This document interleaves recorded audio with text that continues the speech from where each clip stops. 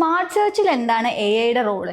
ആ smart സെർച്ചിൻ്റെ role എന്ന് പറയുമ്പോൾ നമ്മളിപ്പോൾ ഒരു ആപ്ലിക്കേഷനിൽ ഒരു പ്രോഡക്റ്റ് സെർച്ച് ചെയ്യണം, അല്ലെങ്കിൽ ഒരു പ്രോഡക്റ്റ് യൂസർ സെർച്ച് ചെയ്തിട്ട് ആ പ്രോഡക്റ്റിൻ്റെ ഡീറ്റെയിൽസ് നമുക്ക് വരുന്ന ഒരു സിറ്റുവേഷൻ ആണല്ലോ ഇപ്പോൾ ഇതിൽ വരുന്നത്.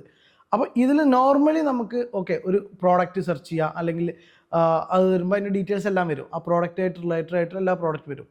പക്ഷേ സ്മാർട്ട് സെർച്ച് എന്ന് പറയുമ്പോൾ ഈ യൂസർ എന്താണ് ചിന്തിക്കാൻ സാധ്യത ഉള്ളതെന്ന് നടക്കുക എഐക്ക് റെക്കഗ്നൈസ് ചെയ്യാൻ പറ്റും.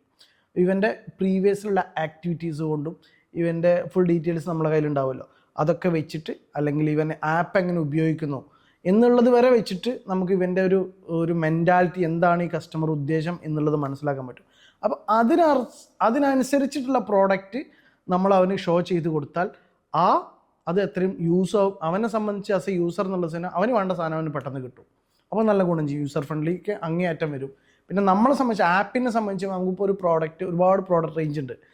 നമുക്ക് ഈ കസ്റ്റമർക്ക് ഏതാണോ ആവശ്യമുള്ളത് കറക്റ്റ് അവനത് മനസ്സിലാക്കി കൊടുത്തു, അവൻ്റെ കയ്യിൽ നിന്ന് എത്രയും പെട്ടെന്ന് സെയിലായി. അപ്പോൾ ആ ഒരു രീതിയാണ് സ്മാർട്ട് സെർച്ചിൽ നമ്മളെ AI ഇൻ്റഗ്രേറ്റ് ചെയ്താൽ വരുന്ന ഗുണം.